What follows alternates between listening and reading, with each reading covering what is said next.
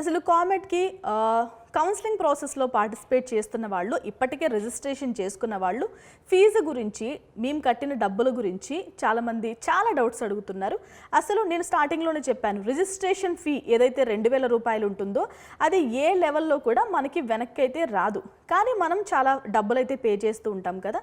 మేము ఎగ్జిట్ అయితే ఫస్ట్ రౌండ్లో, సెకండ్ రౌండ్లో, థర్డ్ రౌండ్లో, లేదంటే ఫోర్త్ రౌండ్లో సీట్ అలాట్ అయిన తర్వాత ఎగ్జిట్ అయితే మా డబ్బుల పరిస్థితి ఏంటి అని చాలామంది డౌట్స్ అడుగుతున్నారు కదా. ఆ డౌట్స్కి సంబంధించి చిన్న క్లారిఫికేషన్ ఇచ్చే ప్రయత్నం చేద్దాం ఈ వీడియోలో. కామెట్ కేర్ రిజిస్ట్రేషన్ ప్రాసెస్ అనేది ఇంకా జరుగుతుందండి. జూన్ 18 వరకు అవకాశం ఉంది. జూన్ 19న స్టార్ట్ అయింది.